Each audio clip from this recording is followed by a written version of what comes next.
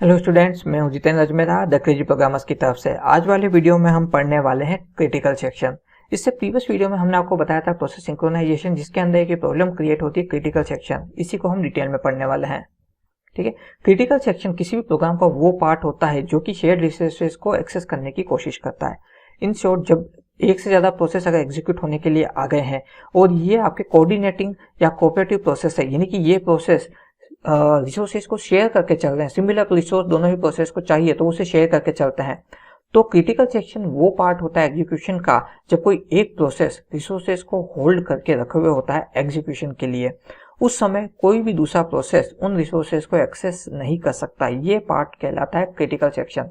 लेकिन किसी भी रीजन की वजह से अगर कोई दूसरा प्रोसेस उस क्रिटिकल सेक्शन में एंटर होने की कोशिश करता है तो उसे रोकना बहुत ज्यादा जरूरी हो जाता है। अदरवाइज क्या होगा, दूसरा प्रोसेस अगर हायर प्रायोरिटी के साथ आ गया और उसने रिसोर्सेज को प्रिम्प्ट कर लिया प्रोसेस P1 से एंड देन खुद के ऊपर उसने अप्लाई कर दिया, तो P1 का जो एग्जीक्यूशन है वो बीच में ही रुक जाएगा। अब जब कोई भी एग्जीक्यूशन सडन रुक जाता है तो या तो वो होल्ड हो जाता है इंडेफिनिट टाइम के लिए या फिर वो टर्मिनेट हो जाता है। तो इस चीज को होने से रोकना है, क्योंकि सिस्टम के अंदर तो कंटिन्यूटी में प्रोसेस चलते रहता है। अगर ऐसे क्रिटिकल सेक्शन में कोई भी प्रोग्राम एक्सेस करने लग गया, प्रोसेस एक्सेस करने लग गया, तो हमारा कोई भी काम ये हो ही नहीं पाएगा सिस्टम के ऊपर। यानी कि हमारा सिस्टम शटडाउन होता रहेगा, रिस्टार्ट होता रहेगा या फिर स्टार्ट ही नहीं हो पाएगा। ऐसी प्रॉब्लम्स आएगी। ठीक है, ये रिसोर्स कुछ भी हो सकते हैं, मेमोरी लोकेशन हो सकती है, डेटा स्ट्रक्चर हो सकता है, सीपीयू हो सकता है, कोई इनपुट आउटपुट डिवाइस हो सकती है, कुछ भी हो सकता है। ठीक है, तो क्रिटिकल सेक्शन जो है इसको मतलब ये है कि एक किसी भी एग्जीक्यूशन के अंदर किसी भी क्रिटिकल सेक्शन को सिर्फ एक ही प्रोसेस एक टाइम पे एक्सेस कर सकता है, दूसरा प्रोसेस उसे एक्सेस नहीं कर सकता।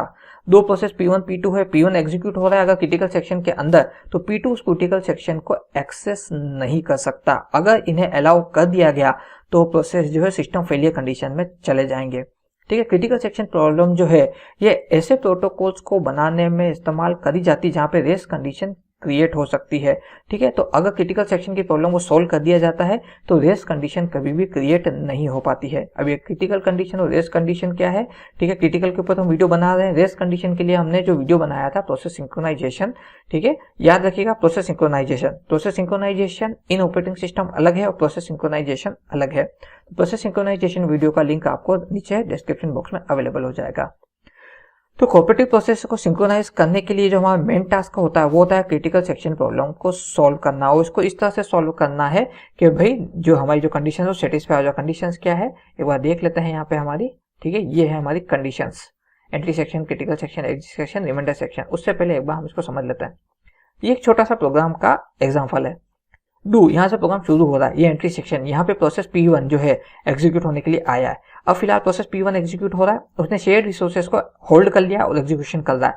अब जब तक यहाँ पे प्रोसेस P1 एग्जीक्यूशन कंप्लीट करके एग्जिट सेक्शन से बाहर नहीं चला जाता है, ठीक है, तब तक क्रिटिकल सेक्शन में सिर्फ और सिर्फ P1 ही अलाउड है, P2 अलाउड नहीं है। एक बार P1 का जो है एग्जीक्यूशन कंप्लीट हो गया, ये एग्जिट सेक्शन में आ गया। अब यहाँ पे यूं नहीं कि ये बस खत्म हो गया, यहाँ पे देखा जाता है कि क्या P1 पूरा एग्जीक्यूट हुआ है या उसका कोई पार्ट एग्जीक्यूट हुआ है और रिमेनिंग बचा हुआ है। अगर रिमेनिंग बचा हुआ है तो उसको फिर से साइकिल में डाल दिया जाता है। ठीक है, जो फिर से शुरुआत करता है यहाँ से। ठीक है, लेकिन अगर एक ही बार में कंप्लीट हो गया तो यहाँ पे बाहर आकर के वाइल ट्रू जो फ्लैग वैल्यू होती है इसको ट्रू कर देते हैं। तो ऐसा होने से यानी क्रिटिकल सेक्शन प्रोसेस P1 के लिए कंप्लीट हो चुका है। अब P2 जो है एंटर हो सकता है, तो P2 यहाँ से एंटर करेगा। और अगर प्रोसेस P1 का कोई रिमाइंडर सेक्शन बचा है तो ये देखा जाएगा कि पहले रिमाइंडर सेक्शन P1 का एग्जीक्यूट होने के लिए जाएगा या P2 एग्जीक्यूट होने के लिए जाएगा। दोनों में से जिसके टाइम स्लॉट कम होगा उसको एग्जीक्यूशन के लिए भेज दिया जाता है। तो ये होता है क्रिटिकल सेक्शन।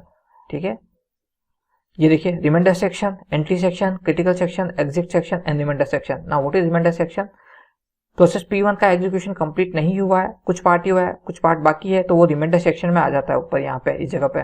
ठीक है, एंड देन वहां से वो रिमाइंडर एंट्री सेक्शन में, यानी कि क्रिटिकल सेक्शन का एंट्री सेक्शन जहां पे उसे रिसोर्स एलोकेट कर दिए जाते हैं।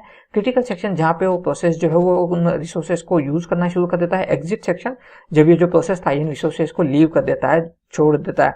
देन उसके बाद में अगर वो कंप्लीट हो चुका है तो वो एग्जिट कर जाएगा, नहीं तो रिमाइंडर सेक्शन में फिर से एंट्री करेगा और ये रिमाइंडर सेक्शन की जो वैल्यूज है फिर से यहाँ पे अपडेट कर दी जाएगी। इस तरह से क्रिटिकल सेक्शन वाला जो है जो हमारा सीरियल है वो चलता रहता है। ठीक है, अलग अलग हम रीजन्स की बात करें, एंट्री सेक्शन वो प्रोसेस का वो पार्ट है जो डिसाइड करता है कि कौन सा पर्टिकुलर प्रोसेस क्रिटिकल सेक्शन में एंटर करेगा।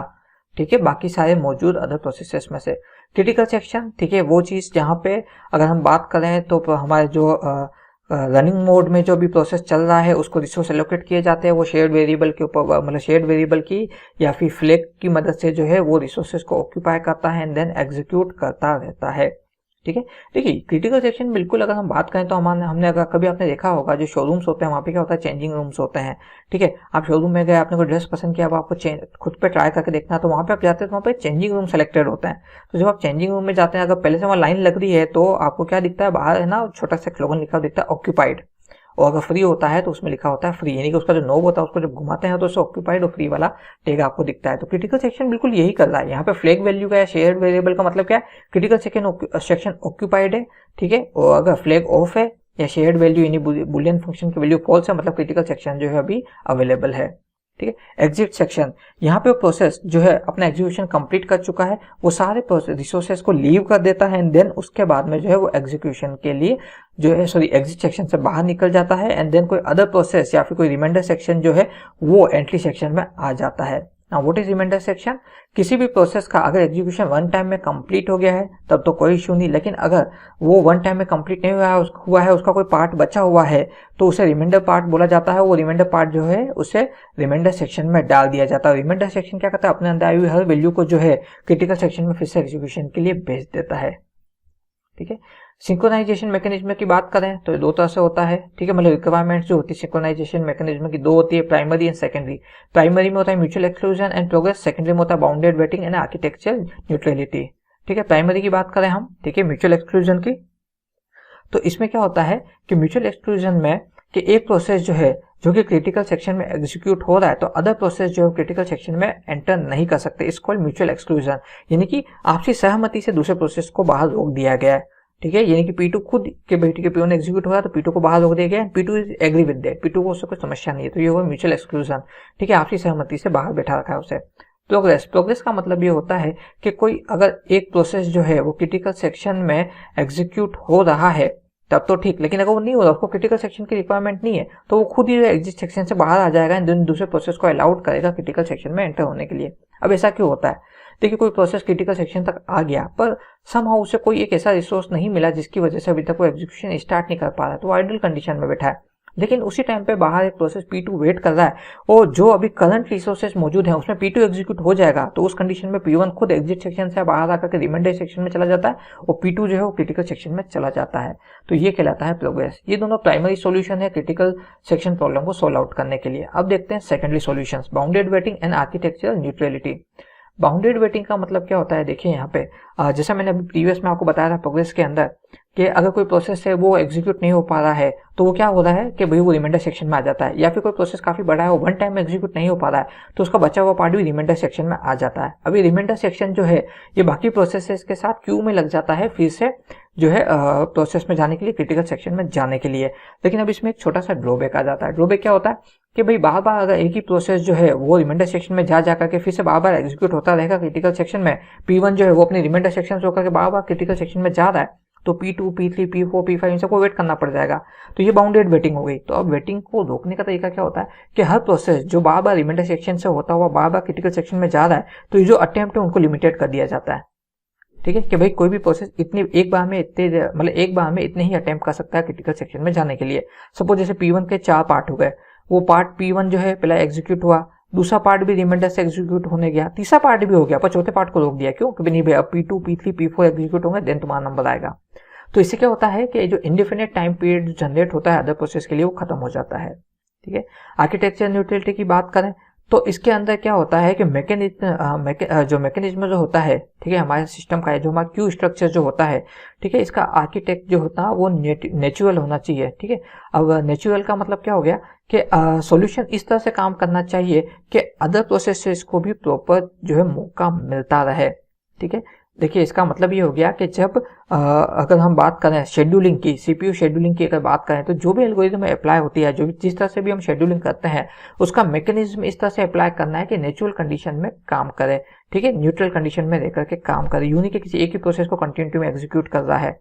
ठीक है, न्यूट्रल कंडीशन क्या कहती है कि किसी भी प्रोसेस का एक फिक्स टाइम पीरियड होता है, उससे ज्यादा उसको वेट नहीं करवाना है, ये कहलाती है न्यूट्रल कंडीशन। तो इस न्यूट्रल कंडीशन को फॉलो करें। ठीक है, पीटरसन सॉल्यूशन की बात करें, पीटरसन सॉल्यूशंस में जो है ये सॉफ्टवेयर बेस्ड सॉल्यूशन है क्रिटिकल सेक्शन को सोल्व आउट करने के लिए। इसके अंदर दो शेयर्ड वेरिएबल काम में लिया जाता है, पहला है बुलियन फ्लैग, ठीक है, और दूसरा होता है इंटीजर टर्न, ठीक है, इंट टर्न जिसको हम बोलते हैं। बुलियन फ्लैग जिसको आई से भी डिनोट करते हैं, ठीक है, इनिशियल में ये फॉल्स होता है, इसका मतलब होता है कि अभी फिलहाल क्रिटिकल सेक्शन फ्री है एंड कोई भी उसके अंदर एंटर हो सकता है, ठीक है। लेकिन अगर ये ट्रू है तो इसका मतलब क्रिटिकल सेक्शन अभी ऑक्यूपाइड है। इंटीजर टर्न, ठीक है, ये बताता है कि किस प्रोसेस का टर्न है अभी क्रिटिकल सेक्शन में एंटर होने का, ठीक है, ये कहलाता है पीटरसन सॉल्यूशन। ये देखिए यहाँ पे फ्लैग आई की वैल्यू ट्रू है, यानी कि अभी क्रिटिकल सेक्शन जो है ऑक्यूपाइड है। टर्न जे हो गया टर्न, यानी कि जो है अभी जो नेक्स्ट प्रोसेस है उसकी जो है बारी आएगी प्रोसेस होने के लिए। अब यहाँ पे फ्लैग जे जो है और टर्न भी जो है जे दोनों को कंडीशन पे सेट कर दिया गया, यानी कि अभी फिलहाल आई के लिए ट्रू है, जे को वेटिंग में डाल दिया। देखिए तो ऐसी कंडीशन में क्या हो, फिलहाल अंदर तो आई तो उसको फॉल्स कर दिया गया, यानी कि भाई अब आई को बाहर निकलना पड़ेगा। लेकिन अगर आई की कंडीशन भी यहाँ ट्रू कर दी जाती है जैसे यहाँ पर है, ठीक है, यानी यहाँ पे दिखाया गया आई अभी ऑक्यूपाई कर रहा है, तो भाई आई यहाँ है, यहाँ पे आई की वैल्यू फॉल्स क्यों है कि भाई अभी से बाहर निकलना होगा। अगर यहाँ पे ये ट्रू चलता रहा तो ये एग्जीक्यूट होता रहेगा लगातार। फॉल्स होने का मतलब ये है कि भाई अभी सिस्टम को फ्री करना है, क्रिटिकल सेक्शन को फ्री करना है। और फ्लैग क्या दिखा रहा, फ्लैग दिखा रहा कौन से प्रोसेस के लिए अभी जो है इनको ट्रू फॉल्स करना है।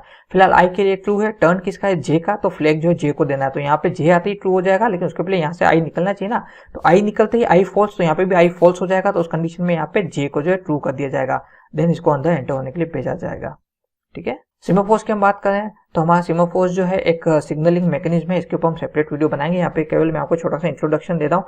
देखिए सेमाफोर के अंदर दो atomic operation wait and signal जो होते हैं वो काम में लिए जाते हैं प्रोसेस सिंक्रोनाइजेशन के लिए, ठीक है। ये एक इंटीजर वेरिएबल होता है जिसे सिर्फ और सिर्फ दो ही प्रोसेस यानी कि वेट और सिग्नल के थ्रू एक्सेस किया जा सकता है, यानी कि वेट करो या फिर सिग्नल, ठीक है भाई, जाओ एग्जीक्यूट होने के लिए। तो ये काम जो सेमाफोर करता है। सेमाफोर्स दो टाइप के होते हैं हमारे semaphores, binary semaphores and counting semaphores, ठीक है। इसके ऊपर हम बहुत जल्द सेपरेट वीडियो लेकर के आएंगे। सो इस वीडियो में हमने देखा कंप्लीट क्रिटिकल सेक्शन कंडीशन क्या होती है, उसमें क्या क्या प्रॉब्लम्स होती है, उसे सॉल्व आउट कैसे किया जाता है, ठीक है। मैं उम्मीद करता हूँ ये वीडियो आपको अच्छे से समझ में आ गया होगा।